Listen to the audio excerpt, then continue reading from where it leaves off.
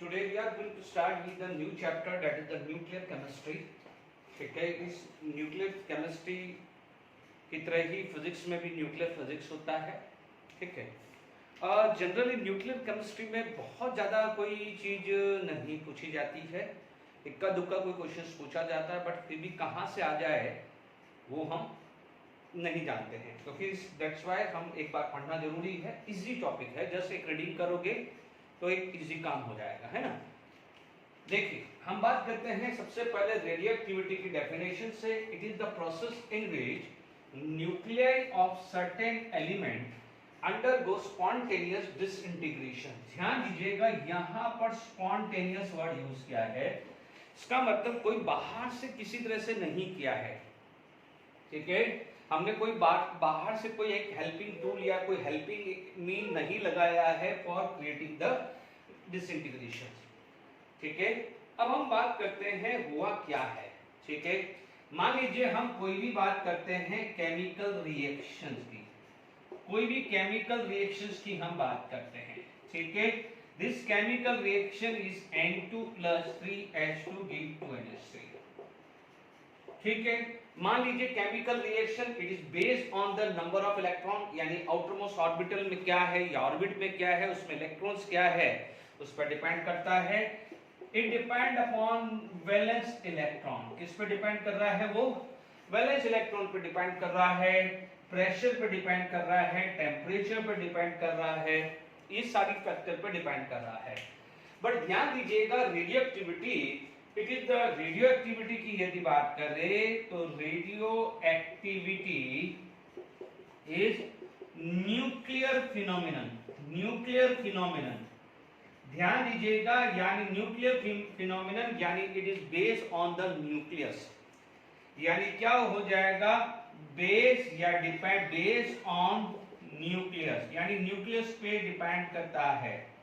Is it clear to all of you? यहां तक समझ में आ गया है. Radioactivity is a nuclear phenomenon, it is based on the nucleus. ठीक है, तो ये चीज का खास कर ध्यान रखना, जबकि chemical reaction depend upon valence electron and radio activities depend upon nuclear phenomenon based on nucleus. अब होता क्या है, क्या चीज ये है? तो पहले बात तो डिफरेंशिएट हुआ है केमिकल रिएक्शंस और न्यूक्लियर रिएक्शंस या न्यूक्लियर रेडियो एक्टिविटी, क्योंकि radioactivity is known as nuclear reaction, है ना, तो कोई दिक्कत नहीं. तो यहां पर it is a nuclear phenomenon या न्यूक्लियस फिनोमिनन, यानी it is based on proton electron, sorry proton and neutron, because in nucleus the proton is present.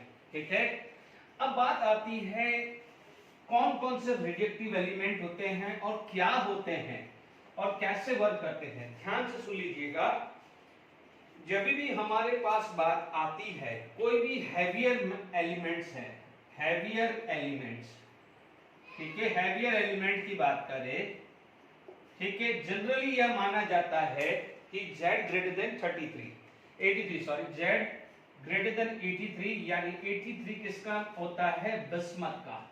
Bismuth का Z आता है 83, यानी 83 की बात करते हैं. तो जनरली जो हैवियर एलिमेंट होता है this is unstable in nature. ठीक है, क्या होता है? This heavier element unstable in nature होता है. Is it clear? तो हैवियर एलिमेंट Z83 की बात आ गई. ठीक है, अब क्या होता है? जो ये हैवियर एलिमेंट जो होते हैं these are unstable in nature. ठीक है, अभी अपन पढ़ेंगे कॉजेस ऑफ अनस्टेबिलिटी भी पढ़ेंगे, या यदि Z83 तक स्टेबल है तो क्यों स्टेबल है, और यदि 83 से ज्यादा है तो क्या है, वो सब पढ़ेंगे. It is unstable. बच्चों मैं एक चीज क्लियर कर देता हूं, नो डाउट जब जो मेन चीज है, हो सकता है या आज के लेक्चर में से इक्का दुक्का कोई क्वेश्चन कभी बना हो तो, बट क्योंकि जो चीज मैं पढ़ाना जा रहा हूं उसका बेस तो आपको पता ही नहीं होगा तो कैसे पता चलेगा. Is it clear? क्योंकि इंट्रोडक्शन जरूर देना है कि ये चीज हो रही है, क्योंकि क्वेश्चंस कहां से आएंगे वो तो ऑटोमेटिकली पता चल जाएगा, बट उसका बेस देना जरूरी है, इसलिए ध्यान रखिएगा, है ना. Heavier element are unstable. अब क्या होता है? अब अनस्टेबल है तो it is going to be convert into stable. ठीक है, यहां पर क्या आ जाएगा? अनस्टेबल न्यूक्लियस मान लीजिए, and it is going to be convert into stable nucleus. अब आप देखिए, यदि वो स्टेबल न्यूक्लियस में कन्वर्ट हुआ है तो कुछ तो टूटा होगा. तो वो जो टूटता है, दीज आर सब एटॉमिक पार्टिकल, दीज आर सब एटॉमिक पार्टिकल, या जिसको हम क्या बोलते हैं, it will emit the radiation. ठीक है, अब आप देखो ये जो सब एटॉमिक पार्टिकल क्या क्या होते हैं, ये हमने इनिशियली पढ़ चुके हैं। दीज में बी अल्फा या बीटा पार्टिकल या गामा पार्टिकल। ठीक है, तो ये जरूरी है, अल्फा बीटा गामा से स्टार्ट होगी चीजें। ठीक है, तो पढ़ समझना तो जरूरी है कि ये क्या होता है। जैसे मान लीजिए आपके पास कोई एग्जांपल है, ठीक है, 47 नाइट्रोजन से मान लीजिए 36 कार्बन बना। ठीक है, अब मान लीजिए यहां पर कोई भी प्रोटॉन आ गया, या 46 कार्बन भी ले सकते हैं। ठीक है ना, मान लीजिए 46 कार्बन बना। ठीक है, और यहां पर मान लीजिए कोई भी यहां पर इलेक्ट्रॉन आ गया।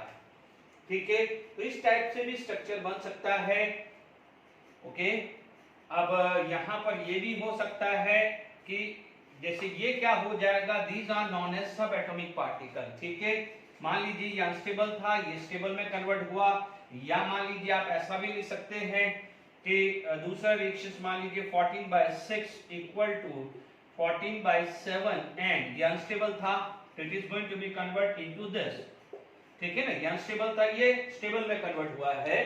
तो आप देखिएगा this is unstable form, this is unstable form, this is going to be stable form.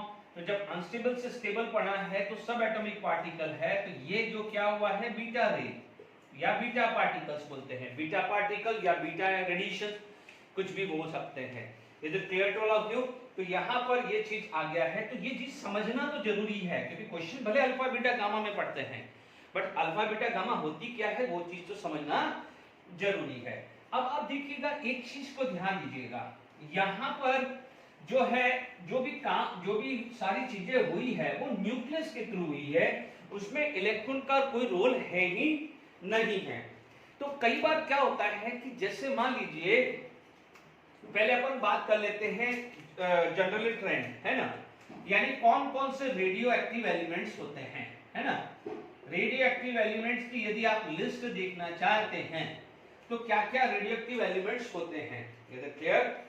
Generally क्या होता है, पीरियड 7, यदि पीरियड 7 की बात करें तो जो पीरियड 7 वाले हैं वो सारे के सारे रेडियोएक्टिव एलिमेंट्स होते हैं जनरली, है ना। दूसरा क्या हो जाता है, ऑल एक्टिनाइट, एक्टिनाइट सीरीज के अंदर बात करें तो ऑल एक्टिनाइट्स क्या होते हैं, these are the radioactive elements. यदि आप बात करते हैं यदि लेंथेनाइट के अंदर तो पीएम, ओनली लेंथेनाइट, जो ओनली लेंथेनाइट जो आएगा वो आएगा ये पीएम। ठीक है, ये जनरली होते हैं, ये होते हैं जितने भी पीरियड है 7। देखिए मैं जनरल ट्रेंड बोला, एक एक एग्जांपल तो आप याद नहीं करने बैठोगे। ठीक है, अब आप ध्यान दीजिएगा जो भी आपके पास हैं 16 ग्रुप, 17 ग्रुप, 18 ग्रुप, यदि 16, 17, 18 ग्रुप की बात करें, ठीक है, यदि आपके पास कुछ फंडा याद है तो आप जानते हैं 16, 17 ग्रुप उस स्टाइल से टी ओ। ठीक है, फिर कलर ब्राइटनेस इन अकाइटिव, हे न्यू अगर कर करो जीरो रन। ठीक है, तो अब आप देख लीजिए ये second, third, fourth, fifth, six, यदि 6 पीरियड की बात करें तो these are the radioactive element. ठीक है, 6 पीरियड में ये रेडियोएक्टिव एलिमेंट्स है ना। तो 6 पीरियड के अंदर यदि मैं बात करूं, 6 पीरियड के अंदर बात करूं तो 6 पीरियड के अंदर जो जो रेडियोएक्टिव एलिमेंट्स हैं वो आपके पास कौन कौन से आ गए हैं, पॉलिमोनियम, एसिटाइन एंड रेडॉन। ठीक है, तो जनरली आपको यदि कोई पूछा जाए तो आप ये है लगभग सारे कवर हो गए, इक्का दुक्का कोई रह जाता है तो अलग बात है। ठीक है, तो 7 पीरियड याद रख लीजिएगा, 6 पीरियड में ये है, एक्टिनाइट सीरीज पूरी है, अच्छी तरह पकड़ो उस नेपाली को, सम यूरोपियन गॉड सॉरी पुरानी अमेरिकन सिनेमा बिकाऊ जो भी है, मैंने फंडा बताया, नहीं तो मैं डी ब्लॉक के अंदर भी फंडा बता दूंगा। डन। तो ये पीएम ओनली लेंथेनाइट है जो रेडियोएक्टिव एलिमेंट्स है। ठीक है, अब एक चीज खास कर ध्यान रखना है कि मान लीजिए कोई भी मैंने रेडियम ले लिया है ना, मान लीजिए एक एग्जांपल ले लिया रेडियम। ठीक है, और एक ले लिया है रेडियम का कोई कंपाउंड ले लिया है, रेडियम सल्फेट ले लिया है, ठीक है। रेडियम कंबाइंड विद कोई भी H2SO4 it is going to be form this, ठीक है।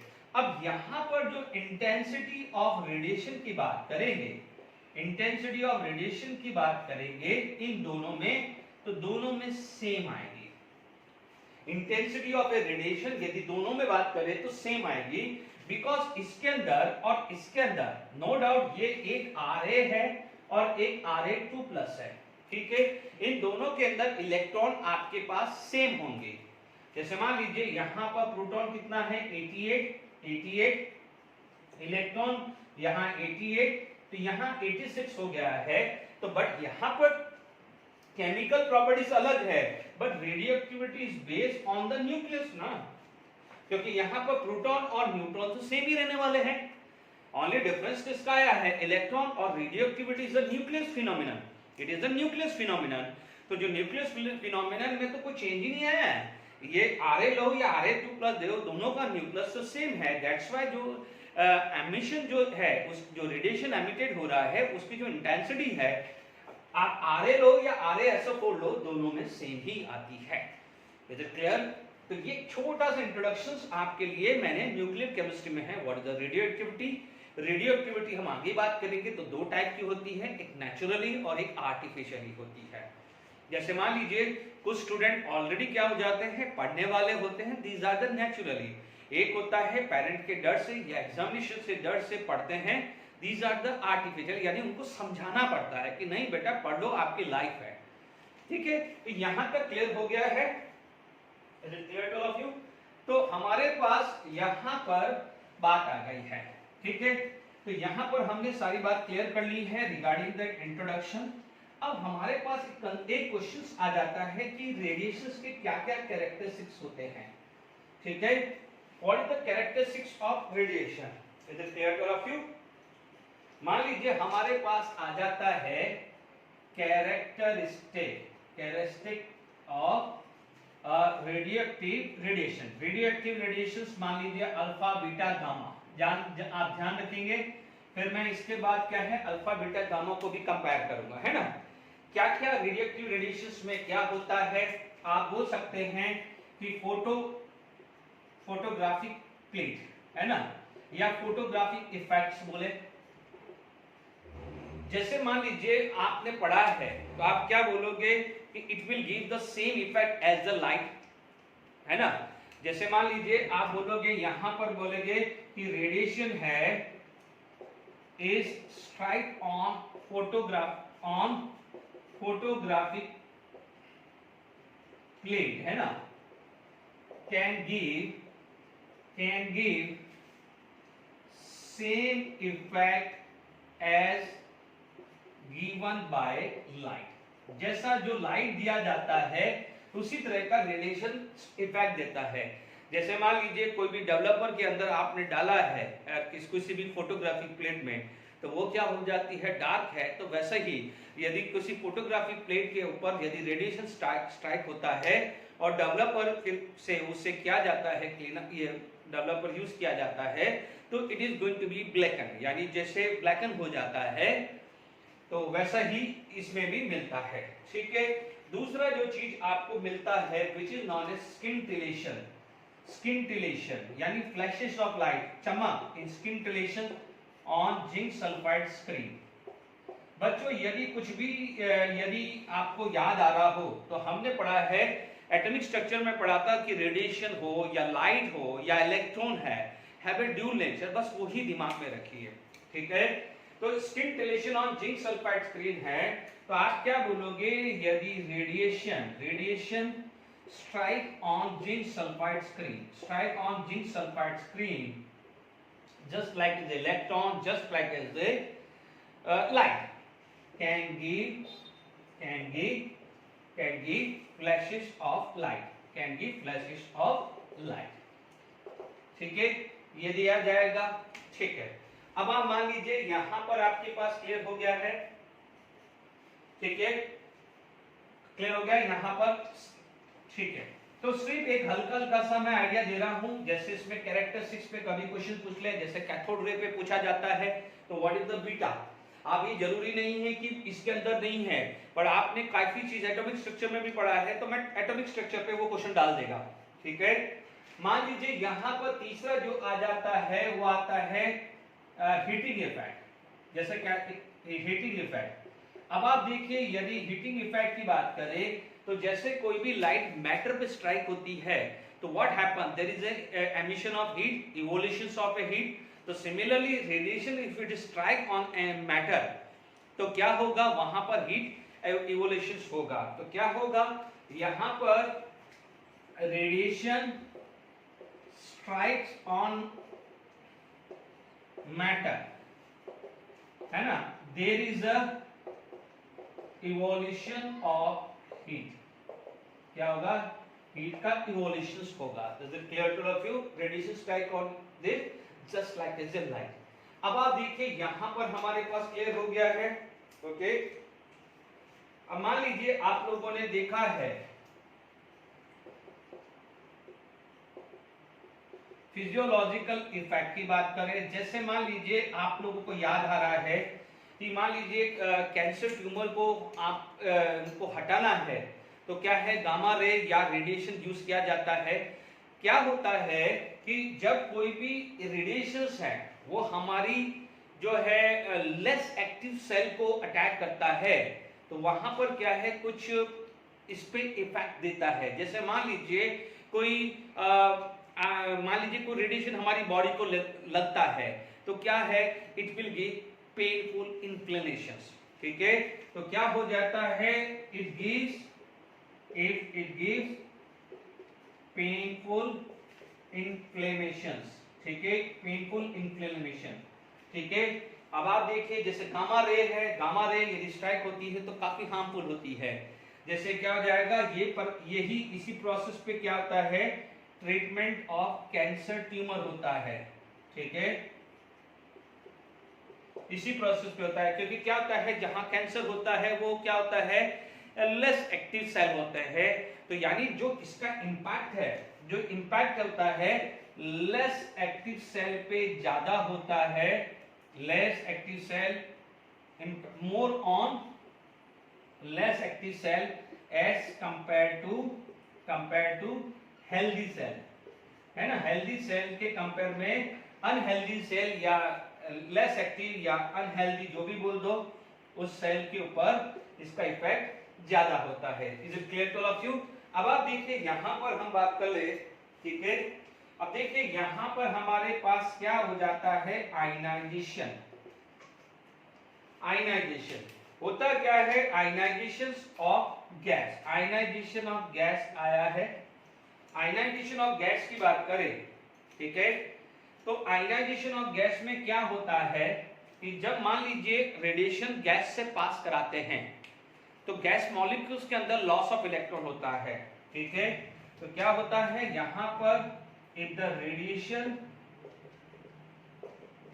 passes थ्रू, ये जो है passes थ्रू गैस, ठीक है, मैं यहां पर डिटेल में समझा रहा हूं, ठीक है, ओके। तो जब अल्फा बीटा गामा है तो फटाफट से टेबल बना के समझा दूंगा, है ना। तो ध्यान रखिएगा ये सब बेस अल्फा बीटा गामा के लिए दे रहा हूं, है ना, क्योंकि वहां पर आएगा कि alpha have a more ionisation power, तो फिर ये नहीं होना चाहिए कि आयनाइजेशन कैसे करता है, फिर बोलेंगे कि भाई gamma have a more penetration power, तो फिर ये नहीं बोलना चाहिए कि भाई गामा क्यों नहीं आ, क्यों प्रॉब्लम दे रहा है, ठीक है ना। तो प्लीज ध्यान दीजिएगा, radiation passes through the gas, तो क्या होता है कि loss of electron from gases molecules, ठीक है, यानी gases molecules and convert electron gases molecules है, ठीक है।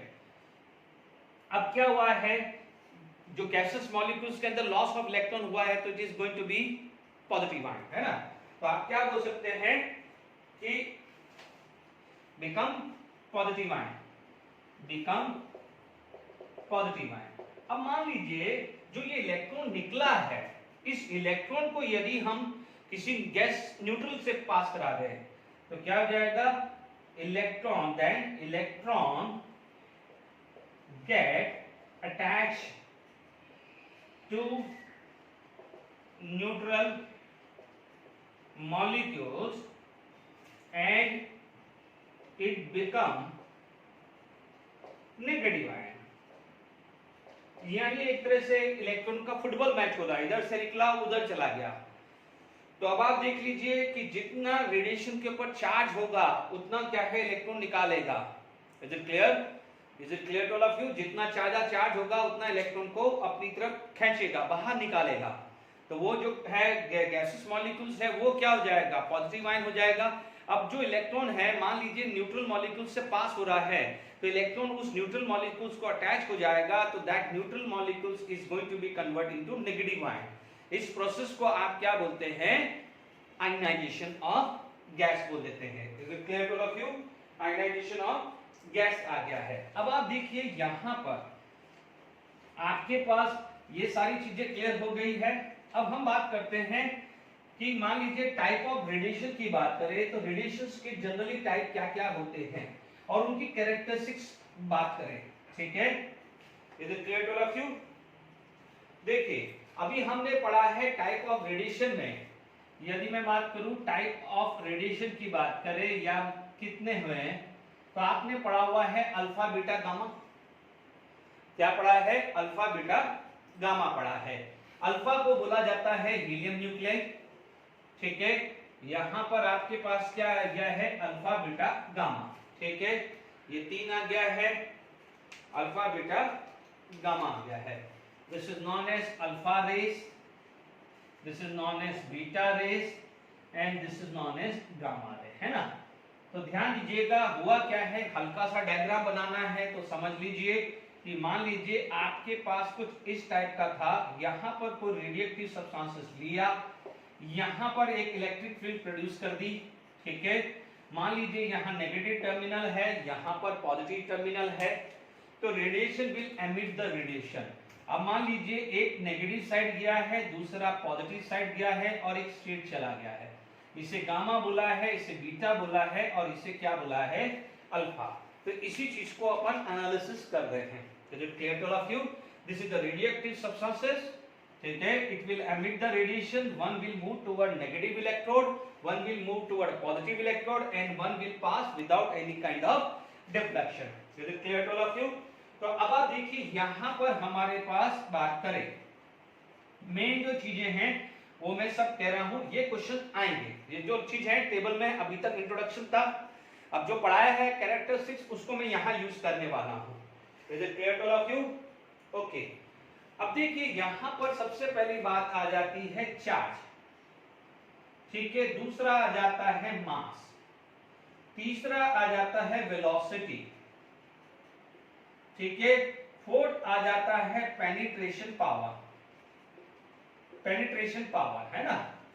फिफ्थ आ जाता है, ये आ जाता है आयनाइजेशन पावर। ज्यादातर तो इन पे ही क्वेश्चंस बनते हैं, ठीक है? इन्हीं चीज पे बनती है। मान लीजिए अभी जिंक सल्फाइड स्क्रीन पे आ जाए तो वो भी हम बात कर सकते हैं। हैवियर जैसे मान लीजिए जिंक सल्फाइड स्क्रीन का है तो आप बोल सकते हैं effect on zinc sulphide screen, ठीक है? Effect on zinc sulphide screen आ जाएगा। Is it clear to all of you? Okay, चलिए अब देखिए आपके पास यहां पर चार्ज की बात करें, अल्फा कहा गया है, अल्फा का जो चार्ज था, इज इट क्लियर? अल्फा का जो चार्ज था वो क्या था, +2 time, just like is the charge of 2 + 2 -1, and इसका तो कोई भी चार्ज ही नहीं था, वो तो न्यूट्रल था, यानी ये 0 है, इसका मतलब न्यूट्रल है। Is it clear? ये माइनस है इसलिए इसको क्या बोलते हैं, जस्ट लाइक इज ये भी बोला जाता है, या इसको हीलियम न्यूक्लियाई बोलते हैं। Make sure helium nuclei, not helium atom. इसे क्या बोलते हैं, स्ट्रीम ऑफ इलेक्ट्रॉन, ठीक है? मास की बात करें तो 4a मास, ठीक है? यहाँ पर बात करें तो it is equal to the mass of electron, यहाँ पर क्या हो जाएगा, मास ऑफ इलेक्ट्रॉन, यानी 9.1 × 10⁻31 kg ले लिया, तो इस ये क्या हो जाता है, मासलेस होता है, ठीक है? क्योंकि ये इलेक्ट्रॉन है तो mass equal to the mass of electron, and charge equal to the charge of electron. This is helium nuclide. तो mass equal to 4 times 4 mu and यहाँ पर क्या है +2 चार्ज आ जाएगा. वेलोसिटी आएगा 1/10 of velocity of light. 1/10 of velocity of light आ गया है. ठीक है. यदि यहाँ पर बात करते हैं तो ये आएगा nearly equal to velocity of light. ठीक है. जबकि ये आ जाएगा equal to velocity of light. तो इसका मतलब सबसे फास्ट कौन भागेगा, ये ट्रेंड पूछा जाएगा.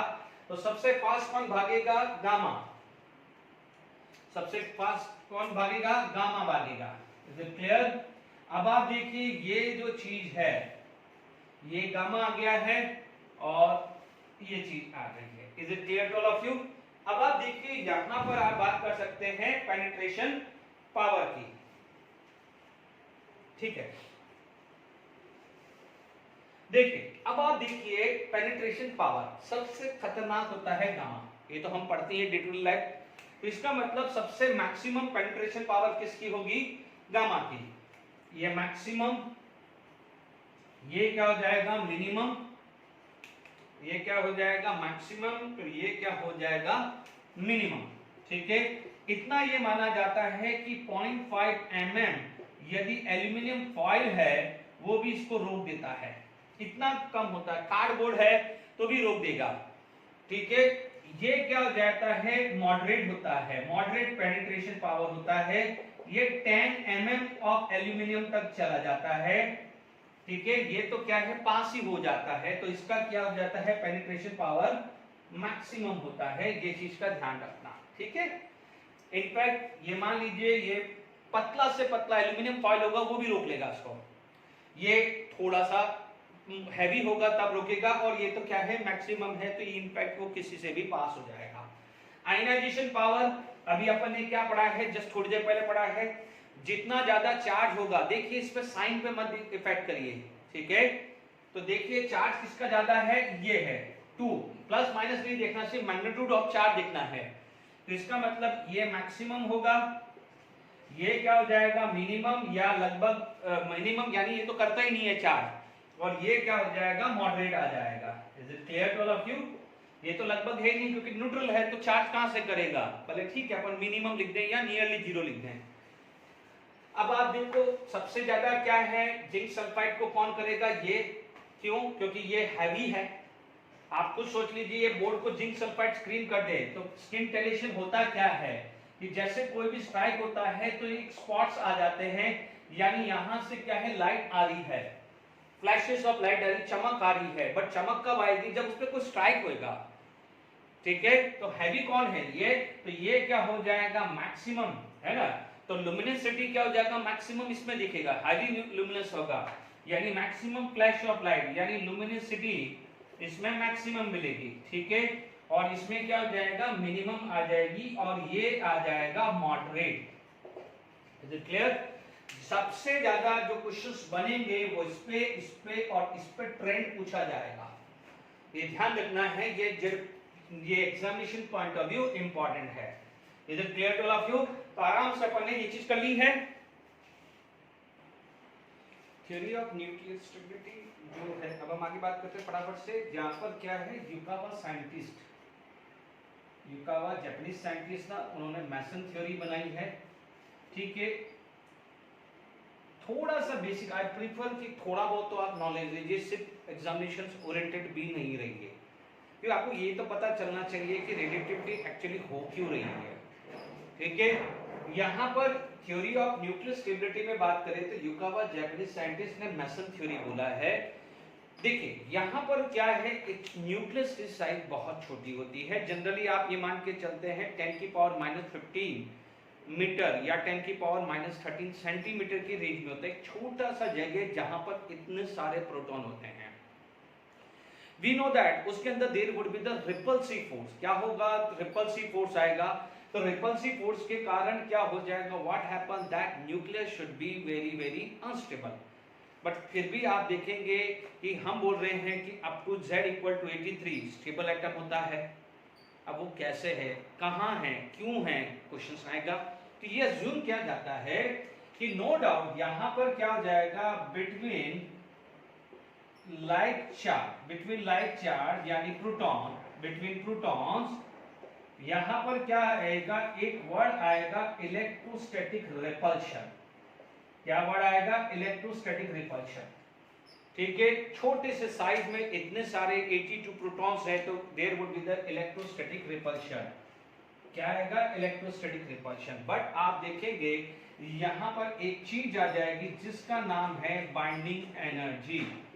बाइंडिंग एनर्जी जो आप एक तरह से बात कर सकते हैं nuclear attraction. Binding energy what it will try to hold the nucleon.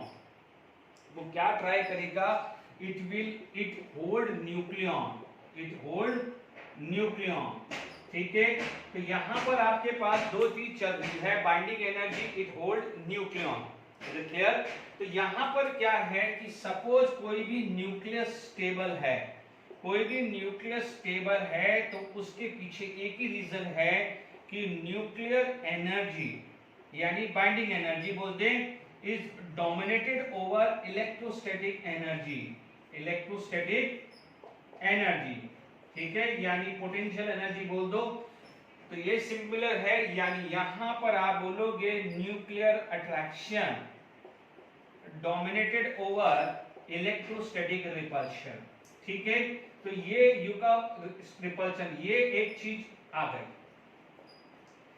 अब आप हमारे पास, चलो ये तो चलो समझ में आ गया, क्योंकि हमें पता है कि नेचर में स्टेबल एटम मिलता है तो यानी न्यूक्लियस स्टेबल होगा, इसलिए वो स्टेबल होगा, ये भी हम मान लेते हैं। चलिए इस थ्योरी को भी हम मान लेते हैं कि चलिए रिपल्शन था बट बाइंडिंग एनर्जी है, it is the energy is to hold the nucleon. और हमारे को पता है कि न्यूक्लियन होता क्या है, न्यूट्रॉन प्लस प्रोटॉन होता है। ठीक है, यहां तक भी सारी बात मान ली। ठीक है, अब आप बताइए कि क्वेश्चन ये आएगा कि सर ये इलेक्ट्रोस्टैटिक एनर्जी को कैसे वो यानी रिपल्शन को कैसे वो रिड्यूस कर रहा है। देखिए एक चीज ध्यान रखना कि अट्रैक्शन हो या रिपल्शन, एनर्जी तो आएगी ना, यानी energy corresponding to the force आएगा ही आएगा, Q1 Q2 अपॉन R तो आना ही आना है ना, तो आप इसको तो इग्नोर कर ही नहीं सकते।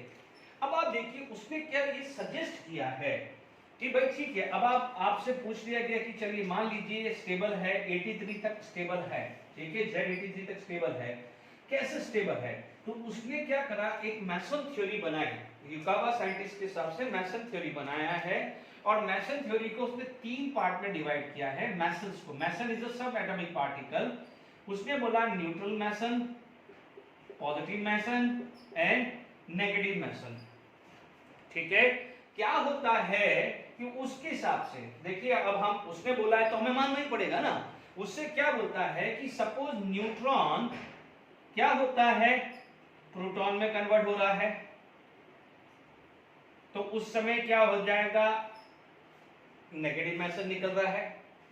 या प्रोटॉन जो है उसके अंदर ये नेगेटिव मैसेज आ रहा है, तो it is going to be है न्यूट्रल। दोनों में से कुछ भी हो सकता है, या तो पहला ये केस आ रहा है।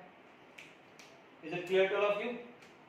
बात समझ में आ रही है कि नहीं आ रही है? या दूसरा केस ये भी आ सकता है कि मान लीजिए प्रोटॉन जो है वो न्यूट्रॉन में कन्वर्ट हो रहा है और साथ में क्या हो जाएगा, पॉजिटिव मैसेज निकालेंगे। ये सब सिर्फ थ्योरी ही बन रही है। आप ये समझ लीजिए ये न्यूट्रल है, आप ऐसा समझ लीजिए ना, भूल गए ये न्यूट्रल है तो प्लस माइनस ये भी न्यूट्रल हो जाएगा, प्लस माइनस ये भी न्यूट्रल, या प्लस है तो न्यूट्रल प्लस आया। या इसको ऐसा भी हो सकता है कि मान लीजिए न्यूट्रॉन पॉजिटिव मैसेज को ट्रैप करके प्रोटॉन में कन्वर्ट हो रहा है। यानी मान लीजिए दो प्रोटॉन पास आ रहे हैं और आप मान लीजिए ये इसमें कोई इंटरचेंज नहीं होगा तो लाइक चार्ज के बीच में तो रिपल्शन ही होगा।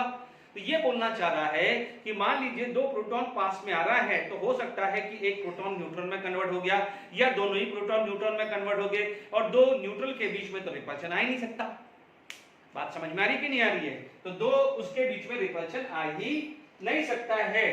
कोई बच्चे कुछ ये भी माना गया है कि हो सकता है कि प्रोटॉन से प्रोटॉन ही बन रहा हो या न्यूट्रॉन से न्यूट्रॉन ही बन रहा है और यहां पर यूज हो रहा है न्यूट्रल मैसेज यूज हो रहा है। ठीक है, हालांकि क्या हो जाएगा, ये थ्योरी पे ज्यादा फोकस किया है, बट ये भी है कि एक प्रोटॉन से दूसरा प्रोटॉन नहीं है, इंटरचेंज हो रहा है। बट क्या है, या मान लीजिए ये ए ले लीजिए तो ये बी ले लीजिए, कोई दिक्कत नहीं, या ये बी ले लीजिए तो बट क्या है, थ्रू द न्यूट्रल मेथड। ठीक है, मोस्टली तो इस पे ज्यादा बात हुई है। हो सकता है कि दो प्रोटॉन पास में है और रिपल्शन करने जा रहे हैं, तो हो सकता है या तो एक प्रोटॉन न्यूट्रॉन में कन्वर्ट हो गया हो या दोनों ही प्रोटॉन न्यूट्रॉन में कन्वर्ट हो गए हैं, तो लाइक चार्ज नहीं होना चाहिए। तो ये युकावा ने ये समझाने की कोशिश करी है कि न्यूक्लियस स्टेबल 83 तक क्यों था। वो ये बोलना चाह रहा है कि जो न्यूक्लियस को बाइंड कर रहा है, न्यूक्लियन को बाइंड कर रहा है, which term is known as binding energy, which is very stronger as compared to the electrostatic repulsion, यानी energy corresponding to the electrostatic force of attraction। सिर्फ ये थ्योरेटिकली चीज है, वो समझा दिया है। इस पे हो सकता है न्यूक्लियर केमिस्ट्री पे नहीं क्वेश्चन आए तो फिजिक्स में आ सकता है ये पॉइंट पे। तो ध्यान दीजिएगा कि मैं जो यहाँ पर समझा रहा हूँ न्यूक्लियर केमिस्ट्री, तो ध्यान दीजिएगा हो सकता है यहाँ काम नहीं आए तो फिजिक्स में भी काम आ सकता है। तो ये चीज को दिमाग में रख के ही आप अपना ये पूरा लेक्चर ढंग से देखिएगा। ठीक है, यहाँ तक क्लियर हो गई। अब बात आ जाती है कि इससे करस्पॉन्डिंग न्यूक्लियर स्टेबिलिटी से करस्पॉन्डिंग क्या क्या टर्मिनोलॉजी होती है जो हमारे काम आएगी। ठीक है, न्यूक्लियर स्टेबिलिटी चली है तो यहां पर एक चीज आ जाती है कि मान लीजिए कोई भी न्यूक्लियर स्टेबल है, यदि मान लीजिए न्यूक्लियस स्टेबल है तो नो डाउट यहां पर दो चीज आती है। एक आता है कि बाइंडिंग एनर्जी, या हो सकता है उसे बोला जाए कि बाइंडिंग एनर्जी पर न्यूक्लियन। अभी एक्सप्लेन करूंगा। should be high। ठीक है, दूसरा होता है पैकिंग फ्रैक्शन या पैकिंग एफिशिएंसी, जो भी ले लीजिए, पैकिंग फ्रैक्शन या packing efficiency should be low। ये थ्योरेटिकल क्वेश्चंस बन सकता है। पैकिंग फ्रैक्शन या पैकिंग, इसको पैकिंग फ्रैक्शंस बोल दो या पैकिंग एफिशिएंसी बोल दो, है ना, should be low। ये दो चीज पूछी जा सकती है कि न्यूक्लियर स्टेबल के लिए क्या क्या है, ये थ्योरेटिकल क्वेश्चंस बन सकता है। चलिए एक एक करके बात करते हैं। जैसे सबसे पहले यहां तक क्लियर हो गया है, सबसे पहले बाइंडिंग एनर्जी या बाइंडिंग पर न्यूक्लियन होता क्या है, इस पे अपन बात कर लेते हैं। देखिए क्या होता है कि जनरली हमारे पास दो टाइप के होता है। देखिए पहली चीज आ जाती है, एक वर्ड आता है which is known as mass defect. अब बोलेंगे सर ये मास डिफेक्ट कौन सा टर्म आ गया। देखिए मास डिफेक्ट क्या हो जाता है, this is the mass of constituent particle minus mass of actual particle, या एक्चुअल मास बोल सकते हैं या एक्चुअल मास बात भी कर सकते हैं, या आप इसको क्या बोल सकते हैं, ऑब्जर्व्ड एटॉमिक मास। ये सारा टर्म अच्छा होगा, है ना, ये टर्म होगा मास डिफेक्ट। इसके लिए क्या क्या रीजन है मैं सब समझा रहा हूं, है ना। बाइंडिंग एनर्जी पर न्यूक्लियन है तो सबसे पहले मास डिफेक्ट की बात आती है, क्योंकि आपने आइंस्टाइन थ्योरी पढ़ी है। तो क्या पढ़ा है कि जो है, मान लीजिए इसको मैंने डेल्टा एम लिख दिया है, तो बाइंडिंग एनर्जी क्या हो जाएगी, बाइंडिंग एनर्जी क्या हो जाएगी, this is delta M C square. Delta M C square होगा कि नहीं होगा, बट याद रखिए, ठीक है, डेल्टा एम सी स्क्वायर आ जाएगा। और हमारे को पता है कि यहाँ पर मास होगा एएमयू में, एंड एएमयू में क्या होता है 1.67। ठीक है, तो कई बार इस तरह की कैलकुलेशन, भले ये जूल में आ रहा है, इसको क्या किया जाता है, delta M into 931 mega electron volt होता है। ठीक है, डायरेक्टली ये मास डिफेक्ट निकाल लो और 931 से मल्टीप्लाई करो मेगा। मेगा का मतलब क्या होता है 10 की power 6। 1 eV is equal to 1.6 into 10 की power -19 joule. Is it clear. तो ये क्या जा सकता है, ये चीजें कहाँ काम आती है, न्यूक्लियर फ्यूजन रिएक्शन में आ सकती है। ठीक है, तो यहां तक आपके पास क्लियर हो गया है कि mass defect is equal to mass of constituent particle minus observe atomic mass. तो उसको अपन mc स्क्वायर आता है, this mass should be in AMU, this is the velocity of light, ये फिक्स है, इसमें तो कोई चेंज आने से रहा नहीं। आप कैलकुलेट करके रख लीजिए और ये वैल्यू आया तो this should be equal to this, लगभग इसके मल्टीप्लाई आ जाएगा। ठीक है, हमारे को यहाँ पर कैलकुलेशन में बहुत टाइम लगता है, जो भी होगा ये आएगा। आप यहाँ पर देखेंगे कि जब आप न्यूक्लियर फ्यूजन रिएक्शंस करेंगे तो energy emitted during the nuclear fusion reactions इसी तरह आएगी, फ्यूजन में भी इसी से ही आएगी। Is it clear to all of you? अब आप देखिए इसमें हुआ क्या है। Is it clear to all of you? देखिए कोई भी एग्जांपल्स आप लेते हैं बच्चों, में अप्रोक्सीमेट ले रहा हूं, ठीक है। देखिए मान लीजिए मैंने यहां पर एक एग्जांपल ले लिया है हीलियम का, ठीक है। हीलियम है 4/2 हीलियम, ठीक है। हमारे को पता है कि मास ऑफ प्रोटॉन जो आता है लगभग 1.00758 AME होता है, या लगभग 1.07 ले लीजिए, है ना। और ये मास ऑफ न्यूट्रॉन जो आता है 1.00852 AME होता है। नहीं भी याद है तो आप इतना वैल्यू ले सकते हैं, है ना, चलेगा, है ना। अब आप देखिए यहां पर मास of constituent particle, mass of constituent particle, ठीक है, ये कितना होगा आपको पता है। How many proton? 2, तो 2 into 1.00758 है ना, अप्रोक्सीमेट ले रहा हूं बच्चों, मेरे को भी एग्जैक्ट वैल्यू पता नहीं है, बट फिर भी मैंने अंदाजन ले ली है। 2 into 1.00852 ले लिया है, ठीक है। आप देख सकते हैं यहाँ पर 1.0758 प्लस 1.08, सॉरी यहाँ आएगा 10758 प्लस 10852, ये वैल्यू आ रही है दिस,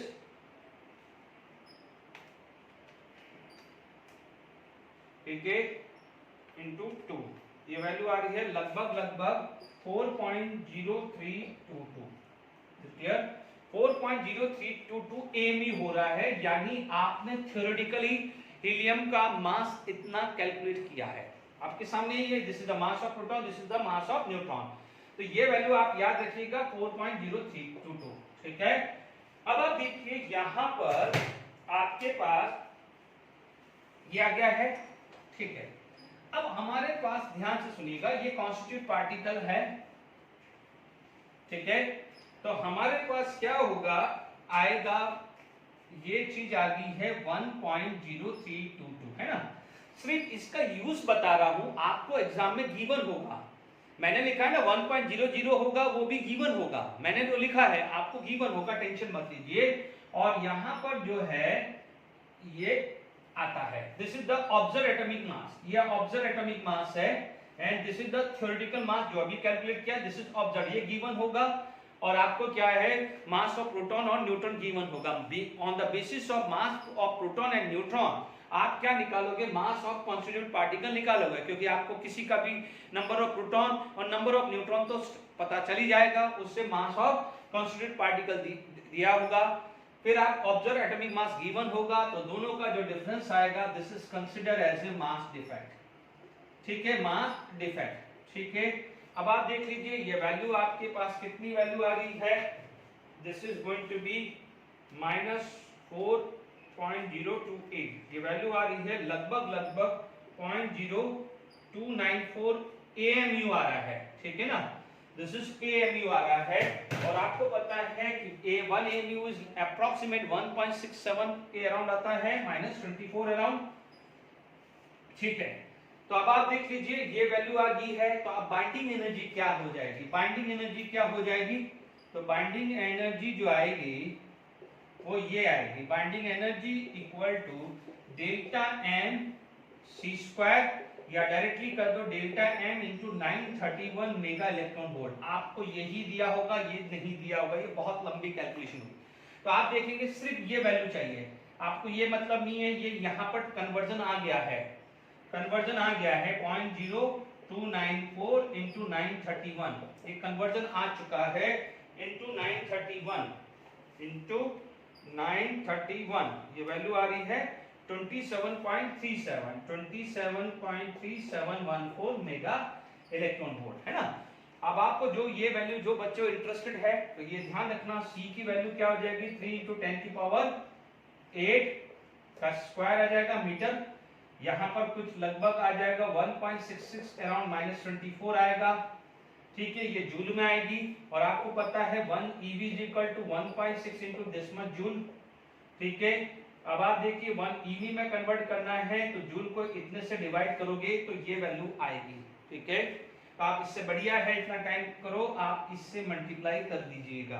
तो अब आप देखिए बाइंडिंग एनर्जी आपको मिल गई है, ये क्या मिल गई है, बाइंडिंग एनर्जी, ठीक है। तो how to calculate the binding energy, तो अब आप देख लीजिए ये समझ में आ गया है बाइंडिंग एनर्जी। अब आता है एक आता है बाइंडिंग एनर्जी पर न्यूक्लियन, ठीक है। बाइंडिंग एनर्जी पर न्यूक्लियन की बात करें तो क्या है, बाइंडिंग एनर्जी पर न्यूक्लियन, तो बाइंडिंग एनर्जी पर न्यूक्लियन का मतलब हाउ मेनी न्यूक्लियन, जैसे यहाँ पर 27.3714 है डिवाइडेड बाय 4 आ गया है, is it clear to all of you. तो यहाँ पर क्या है, डिवाइडेड बाय 4 आ गया है, this is going to be 6.8428 है ना, मेगा इलेक्ट्रॉन वोल्ट पर न्यूक्लियन, ठीक है। न्यूक्लियन क्या होता है, न्यूक्लियन क्या होता है, this is sum of neutron plus proton, neutron कितने थे 2 और प्रोटॉन कितने थे 2, इसलिए अपन ने 4 से डिवाइड किया। तो आपको एक एग्जांपल से क्लियर हो गया कि how to find out binding energy and binding energy पर न्यूक्लियन, ठीक है। मान लीजिए आप फिजिक्स में भी इसका यूज हो सकता है, ठीक है, वहां पर एक कैलकुलेशंस आएंगी, ओके। तो बाइंडिंग एनर्जी पर न्यूक्लियन या बाइंडिंग एनर्जी जिसकी ज्यादा होती है उसका न्यूक्लियस ज्यादा स्टेबल होता है, बट ये प्रैक्टिकली, जैसे मान लीजिए यहां पर मैं ग्राफिकली बनाऊं, ठीक है, तो जनरली यहां पर इस तरह से जो ग्राफ आता है, जैसे बाइंडिंग एनर्जी या बाइंडिंग एनर्जी पर न्यूक्लियन की बात करूं, जैसे मान लीजिए बाइंडिंग एनर्जी की बात करें और यहां पर मास नंबर की बात करूं, तो ग्राफ कुछ इस टाइप का आता है, ठीक है। जनरली क्या हो जाएगा, जैसे हीलियम यहां से होता है, हाइड्रोजन का थोड़ा कम होता है, बट जितना ज्यादा बाइंडिंग एनर्जी होती है वो उतना स्टेबल होता है, बट Z ग्रेटर देन 83 के बाद फिर भी वो अनस्टेबल हो जाता है।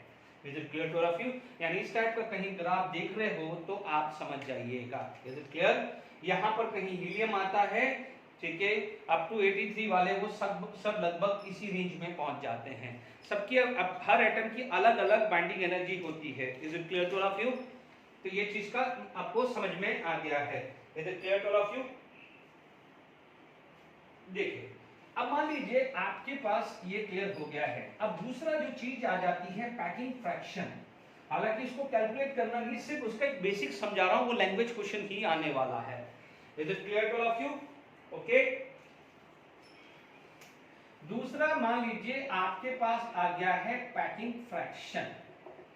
पैकिंग फ्रैक्शंस क्या आता है, isotopic atomic mass, isotopic atomic mass minus mass number divided by mass number. Fraction में चाहिए तो ये, और उसमें चाहिए परसेंटेज में चाहिए तो you can multiply by 100। Is it clear to all of you, तो ये आता है, जनरली ये वैल्यू नेगेटिव भी आती है, जैसे क्लोरीन का नेगेटिव आता है, हाइड्रोजन का पॉजिटिव आता है, ठीक है। याद रखने की जरूरत नहीं, सिर्फ इतना याद रख लीजिए क्या है, ये ध्यान रखना है कि लोअर पैकिंग फ्रैक्शन या पैकिंग एफिशिएंसी होगी उतना क्या होगा, स्टेबल न्यूक्लियस होगा। सिर्फ इतना ध्यान रखना है और कोई पूछने वाला नहीं है। फिर भी मान लीजिए कभी निकालना हो तो आपके पास मास नंबर तो पता ही होता है। जैसे मैं हाइड्रोजन का ले लूं, मान लीजिए किसी को इंटरेस्टेड है कि चलो सर एक बार एक एग्जांपल तो बता दीजिए, तो हाइड्रोजन का लगभग सबको याद होता है पैकिंग फ्रैक्शन। आपने ध्यान दिया होगा कि हाइड्रोजन का लगभग 1.08 समथिंग आता है, -1/1, क्योंकि mass number of hydrogen is 1, ठीक है, 1 ही आता है, इंटू 100 करें तो ये लगभग क्या हो जाएगा, 0.08 आएगा, या नॉट 0.08, 1.08 आएगा, ठीक है ना।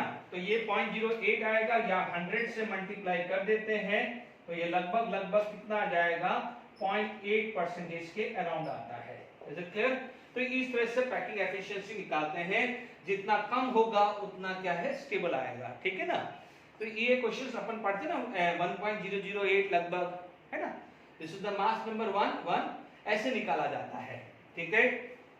जैसे किसी का भी होगा मास नंबर तो पता ही है, आइसोटोपिक एटॉमिक मास कैसे निकालते थे, it is the average of mass number of isotopes, ठीक है। तो ये चीज क्लियर होगी। अभी तक अपन ने क्या पढ़ा है, डायरेक्टली सारी चीजें पढ़ी है, ओके। अब हमारे पास कई बार ऐसा चीजें बोला जाता है, ठीक है। तो ऐसा बोला जाता है कि मान लीजिए आपके पास जो भी मास नंबर है जितना इवन होगा, है ना, मास नंबर जितना इवन होगा, या आप इतना ये समझ लीजिए कि न्यूट्रॉन और प्रोटॉन दोनों का एडिशन इवन हो, तो प्रोटॉन भी इवन और मास नंबर भी इवन होता है, वो सबसे ज्यादा स्टेबल होता है। यानी लगभग जितने भी एलिमेंट डिस्कवर हुए हैं उसमें से लगभग 165 एलिमेंट ऐसे हैं जिनका प्रोटॉन इवन है और मास नंबर भी इवन है, तो उसे क्या बोला जाता है, मैजिक नंबर। ये कई बार आप पढ़ेंगे तो आपको खासकर याद रहेगा, ठीक है।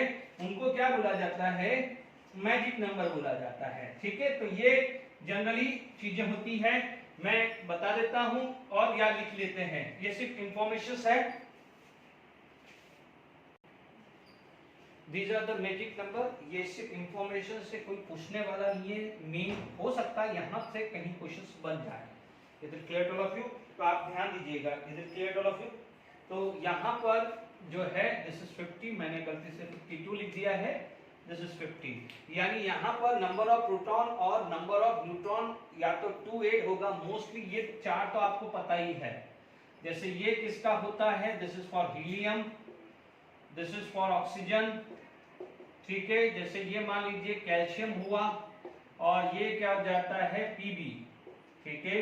ये लगभग 208 आता है, ठीक है। तो ये जनरली आप लोगों ने पढ़ा हुआ है, या तो प्रोटॉन इतने हो या न्यूट्रॉन इतने हो, मोस्टली तो प्रोटॉन ही काउंट होता है, ठीक है। ये ऐसी information, just it is only for the information, ठीक है। देखिए यहाँ पर न्यूट्रॉन और प्रोटॉन इवन है और ऑड इवन है, तो कितने एलिमेंट है, तो देखिए सबसे ज्यादा क्या है, इस पे है, इसीलिए ये माना जाता है कि प्रोटॉन और न्यूट्रॉन दोनों इवन है, वो सबसे ज्यादा स्टेबल होता है। ये कंक्लूडेड है, एनीथिंग डजंट मीन। अब आप देखिए नेक्स्ट जो टॉपिक आ जाता है, जिसे आप बेल्ट ऑफ स्टेबिलिटी भी बोलते हैं, या कॉजेस ऑफ रेडियो एक्टिविटी। यानी अभी तक अपन ने सब चीज पढ़ ली, ये चीज पढ़ लिया कि what is the radioactivity, ठीक है, it is the nucleus phenomenon. हमने पढ़ लिया है कि क्या कौन कौन से रेडिएशन एमिटेड होते हैं, मोस्टली न्यूक्लियस से तो अल्फा बीटा से निकलते हैं, गामा न्यूक्लियस से नहीं निकलता है, ये ध्यान रखना, ठीक है। वो आगे हम बात करेंगे, ठीक है। It is not emitted from the nucleus, make sure nucleus में से तो निकलेगा तो न्यूक्लियर चेंजेस आएंगे, ठीक है। चलिए इतना ध्यान रखिएगा। फिर हमने अल्फा बीटा के बारे में, गामा के बारे में डिफरेंशिएशन किया है, ठीक है। क्या क्या कैरेक्टरिस्टिक्स होती है किसी भी रेडिएशन की, वो अल्फा बीटा गामा में बात कर ली। बाइंडिंग एनर्जी क्या होती है, पैकिंग फ्रैक्शंस क्या होता है, मैजिक नंबर क्या होता है, और स्टेबिलिटी कैसे अज्यूम किया है by using the mason theory, ठीक है। अब आप देखिए यहाँ पर नेक्स्ट जो आ जाता है कॉजेस ऑफ रेडियो एक्टिविटी। यदि मैं बात करूं कॉजेस ऑफ रेडियो एक्टिविटी, कि भाई रेडियो एक्टिविटी का कॉजेस क्या है, ठीक है, जिसको अपन प्यार से बेल्ट ऑफ स्टेबिलिटी भी बोलते हैं, belt of stability, is it clear? Belt of stability भी बोलते हैं। क्या माना जाता है कि मान लीजिए कोई भी न्यूक्लियस है, इनका यदि यहाँ पर ग्राफ लिखा जाए, number of proton versus number of neutron, यहाँ पर आपने लिख दिया है नंबर ऑफ न्यूट्रॉन्स, ठीक है। ये मान लीजिए आपके पास इस टाइप का ग्राफ आ रहा है, देखिए this is the straight line, तो यानी यहाँ पर n/p का जो रेशियो है वो 1 माना गया है, ठीक है। अब आप देखिएगा कि यहाँ पर जो चीज है वो इस तरह से आया है, ठीक है। This is consider as a belt of stability, ये क्या हो जाता है, बेल्ट ऑफ स्टेबिलिटी आ जाता है, this is consider as a belt of stability, ठीक है। यहां पर जो है बेल्ट ऑफ स्टेबिलिटी, इसे बेल्ट ऑफ स्टेबिलिटी बोलेंगे, बेल्ट ऑफ स्टेबिलिटी। अब इसके अंदर जो है यहां पर n/p रेशियो है वो 1.5 है। Here n/p ratio is 1.5। तो अब आप देख लीजिए यहां पर जो आएगा here the n/p greater than 1.5 and here n/p is less than 1.5। यानी ये माना जाता है कि कोई भी एटम इंटेंशनली या नॉन इंटेंशनली, इंटेंशनली का मतलब जो नेचुरली प्रेजेंट है, नॉन इंटेंशनली का मतलब क्या है, हमने जान करके बम्बार्डमेंट करवाया है और उसका न्यूक्लियस को चेंज किया है, यानी न्यूट्रॉन या प्रोटॉन को चेंज किया है, ठीक है। तो उसमें n/p रेशियो यदि 1.5 से चेंज हो गया, या तो वो ग्रेटर हो गया या लेस हो गया है, तो इट गिव रेडियो एक्टिविटी, यानी इट बिकम अनस्टेबल। ये अनस्टेबिलिटी है, यहाँ अनस्टेबिलिटी है, यहाँ पर स्टेबिलिटी है। Is it clear? Belt of stability में यहाँ पर क्या है, स्टेबल है। ये रीजन जो है ये अनस्टेबल रीजन है और ये रीजन क्या है, अनस्टेबल रीजन। बहुत बहुत इंपॉर्टेंट है। अब आप ध्यान से समझ लीजिए, अभी तक सारे थ्योरेटिकली या बीच में मास डिफेक्ट या बाइंडिंग एनर्जी वाले या पैकिंग फ्रैक्शन वाले न्यूमेरिकली आ गया, ठीक है। जो ठीक है, तो यहां पर से क्वेश्चंस बनेंगे और ज्यादा, इस यहां से ज्यादा चांसेस आ जाएंगे। तो मान लीजिए यहां पर कोई एटम है, या तो वो नेचुरली प्रेजेंट है या इंटेंशनली किया गया है, या यहां पर है, तो it start to radioactivity, ठीक है। यहां पर अनस्टेबल है तो यहां पर रेडियो एक्टिविटी आएगी, natural radioactivity and artificial radioactivity, ठीक है। नेचुरली है, जैसे Z ग्रेटर देन 83 है तो वो तो नेचुरली है, वो डिसइंटीग्रेट होगा, उसे नेचुरली बोलेंगे। या नॉन नेचुरली, इनिशियली आपने कुछ डाला, उसका न्यूक्लियस को चेंज किया, यानी न्यूट्रॉन और प्रोटॉन को चेंज किया, तो उसका n/p रेशियो चेंज हुआ, तो वो क्या है, रेडियो एक्टिविटी देगा, उसे बोलेंगे आर्टिफिशियल रेडियो एक्टिविटी। अब देखिए दो रेंज देख लीजिए। अब आप देखिए 1 by 1 हम बात करें, समझ लीजिएगा, प्लीज ध्यान दीजिएगा, जो चीज समझा रहा हूं बहुत अच्छी चीज है और आसान चीज है, ठीक है। अब मान लीजिए आपके पास, देखिए पहला केस आ गया है, केस 1, यदि n/p रेशियो ग्रेटर देन 1.5 है, ठीक है। लाना कहां है, 1.5 पे, तो इसका मतलब आपका एक्चुअल क्या है, न्यूट्रॉन ज्यादा है और प्रोटॉन कम है, तभी तो आपका टारगेट है n/p शुड बी 1.5। तो इसके हिसाब से, उस टारगेट के हिसाब से तो न्यूट्रॉन ज्यादा होगा, यानी न्यूमरेटर ज्यादा होगा और डिनोमिनेटर कम होगा, तभी तो ये चीज आएगी। तो अब आपका टारगेट क्या है कि न्यूट्रॉन को कम करना है या प्रोटॉन को बढ़ाना है। या तो क्या है, न्यूट्रॉन को कम कर दो, न्यूट्रॉन को कम कर दो, या प्रोटॉन को बढ़ा दो, तो 1.5 पे पहुंच जाओगे। Is it clear to all of you? तो ये चीज का खासकर ध्यान रखना है। तो अब आपके पास क्या हो जाता है, प्रोटॉन को बढ़ाना है, ठीक है। तो आप देखिए यहां पर हम क्या बात कर सकते हैं, देखिए प्रोटॉन को बढ़ाना है, यानी यहां से यहां, तो ये क्या हो जाता है, पेरेंट एलिमेंट,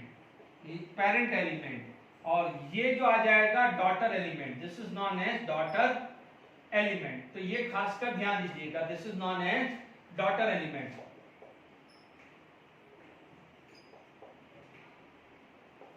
ठीक है। अब देखिए, जैसे मान लीजिए एक एग्जांपल ले लिया है, 14/6 कार्बन ले लिया, ठीक है। 14/6 कार्बन है, आपको पता है ये अनस्टेबल है, इसका n/p रेशियो चेक कर लो, यहाँ पर 8/6 है, प्रोटॉन 8 है, यहाँ पर आप देख लीजिए n/p रेशियो कितना है, न्यूट्रॉन 8/6 है, ठीक है। ये डेफिनेटली कितना है, 1 और 20 है ना, तो 6 3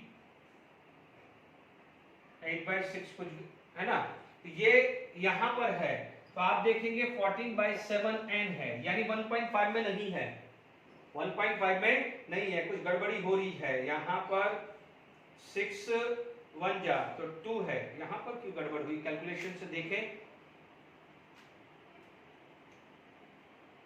ठीक है। यहां पर 8 है, तो आप 1 मिनट चेक करते हैं, अभी n/p रेशियो आप चेक कर लेते हैं, ठीक है। आप बाद में देखते रहेगा, मैं जो चीज है कि n/p रेशियो यदि यहां पर है, तो समझ लीजिए यहां पर आपके पास क्या हुआ है, ये बड़ा है, तो हियर क्या हुआ है, 6 था, 6 से 7 बन गया है, 6 से 7 बन गया है तो प्रोटॉन बढ़ गया है। तो जब भी ऐसा केस आता है N/P रेशियो, यानी जब प्रोटॉन बढ़ाना है, जब प्रोटॉन बढ़ाना है तो यहां पर क्या हो जाएगा, बीटा एमिशन होगा। क्या होगा, बीटा एमिशन होगा। Is it clear to all of you? तो ये एग्जांपल क्लियर हो गया है कि जब भी N/P रेशियो 1.5 से ज्यादा है, यानी न्यूट्रॉन क्या है, न्यूट्रॉन कम करना है या प्रोटॉन बढ़ाना है। यहां पर न्यूट्रॉन नहीं, यहां पर कितना है, न्यूट्रॉन कितना है, 8 है, प्रोटॉन कितना है, 6 है। यह न्यूट्रॉन कितना है, 7 है, प्रोटॉन कितना है, 7 है। तो यहां पर न्यूट्रॉन भी बढ़ गया है, प्रोटॉन भी बढ़ गया है। N/P रेशियो बाद में देखते रहिएगा, है ना बच्चों। तो यहां पर क्या हो जाएगा, देखो एग्जैक्टली नहीं होता है, एग्जैक्टली नहीं होता है, सिर्फ अपन एक अजम्पशन करते हैं। और एक चीज मैं बोलना भूल गया हूं कि up to z equal to 20, up to z equal to 20 belt of stability N/P ratio 1 होती है। ये मैं बोलना भूल गया हूं क्योंकि अभी मैंने इससे पहले था, ये नोट कर लीजिएगा। Up to z equal to 20 N/P ratio 1 है, यानी belt of stability up to z equal to 21 माना जाता है। इधर क्लियर, 20 के बाद N/P रेशियो 1.5 से ज्यादा या है वो कर ध्यान रखना है, ठीक है ना। इसीलिए यहाँ पर ये आया। और आपको ये भी पता है कि 14(6) क्या है, this is the radioactive substances, क्योंकि यहाँ पर 12/6 स्टेबल, 14/6 इज अनस्टेबल। तो ध्यान दीजिएगा, है ना। Up to z equal to 20 N/P ratio क्या है, 1 आ जाता है। तो हमेशा ध्यान रखना कि क्या होगा जब इस केस में है तो एमिशन आएगा। क्वेश्चन आपसे पूछा जाएगा if the N/P ratio is 1.5 तो कौन सा एमिशन होगा, तो आप लिख दीजिएगा beta emission. Is it clear to all of you? It is going to be give beta emission, ठीक है। दूसरा एग्जांपल भी चाहो तो लिख दीजिए कि मान लीजिए फास्फोरस है आपके पास। सेकंड एग्जांपल मान लीजिए फास्फोरस है 32/15 ले लिया, ओके। अब मान लीजिए सल्फर 32/16 होता है, तो यहाँ पर भी इस तरह होगा। तो आप देख लीजिए न्यूट्रॉन यहाँ पर कितना है 17, प्रोटॉन कितना है 15, यहाँ पर प्रोटॉन 16, न्यूट्रॉन कितना है 16। अप टू 20 चलेगा, अप टू 20 चलेगा। ध्यान दीजिएगा, इसे बोला जाता है बीटा एमिशन। क्या बोलते हैं इसको, बीटा एमिशन बोलते हैं। Is it clear to all of you? तो ये दो एग्जांपल क्लियर हो गया है जनरली, ठीक है। तो ये चीज का खासकर ध्यान रखना है, ठीक। तो आपने ये चीज क्लियर हो गया है कि N/P रेशियो 1.5 से ऊपर आ जाता है तो बेल्ट ऑफ अनस्टेबिलिटी आ जाती है। Is it clear to all of you? अब N/P ratio is lower than the required, ठीक है, क्योंकि देखिए थ्योरेटिकली N/P ग्रेटर देन 1.5 बोला जाता है जनरल। मैं वापस से करेक्शंस कर रहा हूं, ये जनरल बोला जाता है, इसलिए N/P लेस देन 1. आप ये लेके मत बैठ जाना z इक्वल टू 20 पे 1:1 आता है। तो ध्यान दीजिएगा, जो भी मैंने लास्ट दो एग्जांपल बनाए हैं वहां पर 1.1 नहीं था, 1.1 से मोर था, इसलिए वहां पर डिसइंटीग्रेशन हुआ है। तो इसलिए एक स्टैंडर्ड वैल्यू बोला जाता है 1.5, क्योंकि मैक्सिमम केस में ये बेल्ट ऑफ स्टेबिलिटी मानी जाती है, ठीक है। आप ये मत बोलना कि सर हर में कैलकुलेट करने मत बैठ जाइएगा, ठीक है ना। तो ध्यान दीजिएगा, उसमें ये लैंग्वेज क्वेश्चन आएगा कि N/P रेशियो ग्रेटर हुआ 1.5 या N/P रेशियो 1.5, ठीक है। तो ध्यान से समझ लीजिएगा, आप कैलकुलेट करने मत बैठ जाइए। देखिए सबसे पहला आपके पास यहाँ पर क्या हुआ है कि N/P रेशियो लेस है, तो अब आप क्यों क्या करना है, यहाँ पर लेस है तो दो ही चांसेस है, या तो ये 2 होगा तभी लेस हुआ है। आपका टारगेट क्या है, न्यूट्रॉन बढ़ाना है या प्रोटॉन को कम करना है, या तो न्यूट्रॉन बढ़ाओगे या प्रोटॉन कम करोगे। अब आप देखो इसमें एग्जांपल, नॉट केस लें, इसमें एग्जांपल लें या पार्ट ले ले। पहला पार्ट आएगा यदि कोई भी नेचुरल रेडियो एक्टिविटी हुई। नेचुरल रेडियो एक्टिविटी कहां होती है, जब z ग्रेटर देन 2 आ जाता है, सॉरी z ग्रेटर देन 82 या 83 से ज्यादा होता है तो नेचुरल रेडियो एक्टिविटी होती है। जब भी नेचुरल रेडियो एक्टिविटी होती है तो वहां पर एमिशन ऑफ अल्फा पार्टिकल होता है। जैसे यूरेनियम 23292 लिया है ना, 23292 लिया, इज इट क्लियर, नॉट 232, ये गलत लिख रहा हूं, ठीक है। 38 वाला आएगा क्योंकि यहाँ पर सीरीज आएगा, ठीक है। तो यहाँ पर आप देखिएगा 4/2 हीलियम, ठीक है ना, और यहाँ पर 90 आ जाएगा, थोरियम आ गया है, और 234 आ जाएगा। तो ध्यान दीजिएगा 83 से जैसे ही बढ़ जाएगा तो नेचुरल रेडियोएक्टिविटी आएगी, और ये जो कहलाएगा इसे बोलेंगे अल्फा एमिशन। क्या बोलते हैं इसे? अल्फा एमिशन बोलते हैं।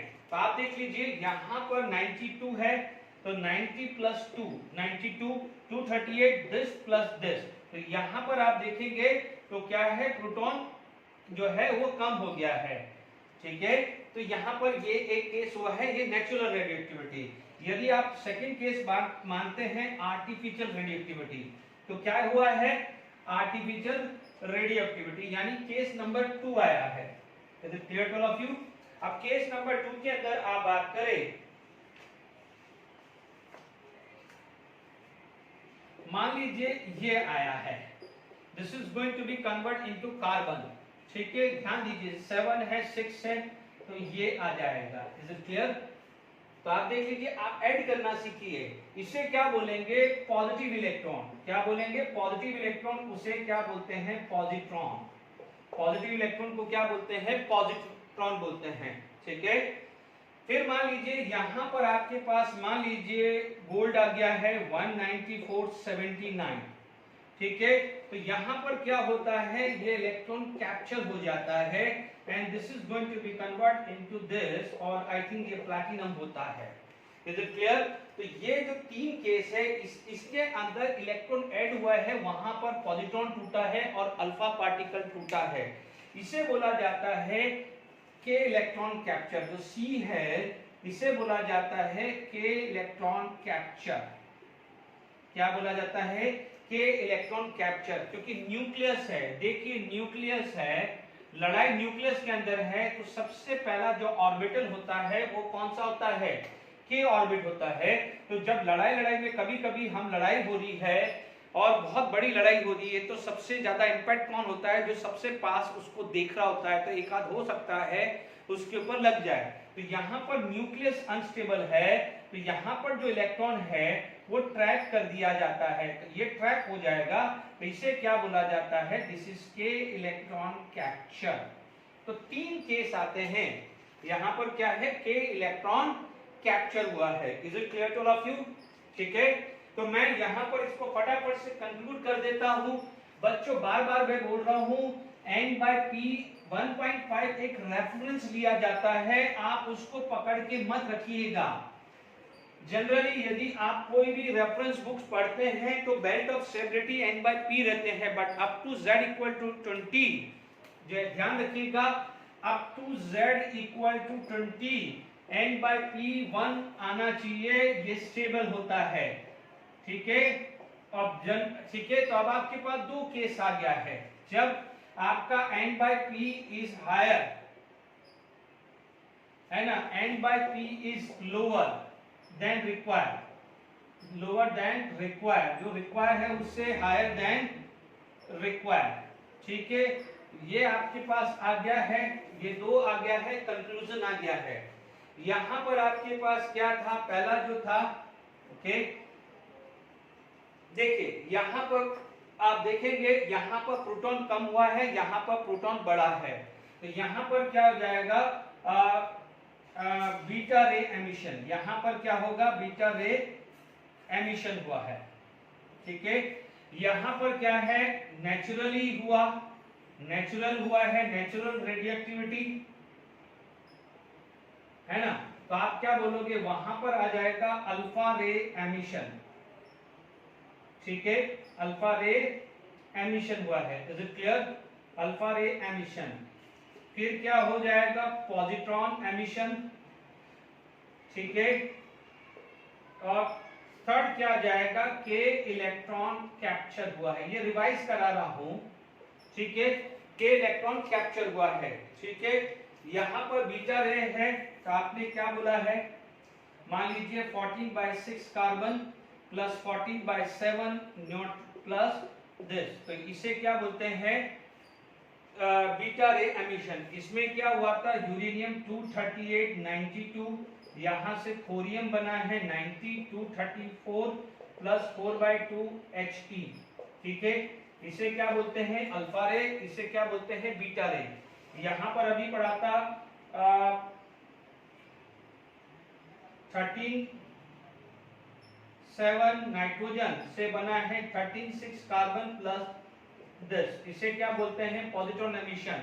या अभी यहाँ पर लड़ाई हुई थी गोल्ड की 194-79, उसके अंदर क्या है? इलेक्ट्रॉन कैप्चर हुआ है। ये 194, उसमें कोई फर्क नहीं है, और यहाँ पर 78 प्लेटिनम आया है, तो इसे क्या बोलते हैं? के इलेक्ट्रॉन कैप्चर। आई होप ये रिवाइज हो गया है। इसको पूरा सिर्फ ये टेबल को देख लीजिएगा, काम हो जाएगा। जनरली यहां पर बोला जाता है n/p greater than 1.5, generally not always. यहां पर बोला जाता है लेस देन 1.5 जनरली। प्लीज मैं ये एडवाइस कर रहा हूं हर बच्चे को, कैलकुलेटर लेके कैलकुलेट करने मत बैठ जाइएगा, ठीक है। ये कभी ये नहीं कैलकुलेट करते हैं, ये जनरली पूछा जाता है कि यहां से यहां कन्वर्ट हुआ है तो क्या निकला है, यहां से यहां कन्वर्ट हुआ है तो क्या निकला है। इतना लॉजिक लगा सकते हो। ऊपर का summation this should be equal to this, यानी left hand side should be equal to right hand side, and left hand side should be equal to right hand side. 14 plus 0 6, 7 minus 1, ये 6 हुआ। 234 plus 4 238, 90 plus 2 92, 30 plus 0 13, 6 plus 1 7, 194 plus 0 194, 79 minus 1 78। ये मैंने करा दिया है, ठीक है। आज के लेक्चर के लिए इतना ही काफी, ठीक है। नेक्स्ट लेक्चर में हम बात करेंगे। Thank you very much.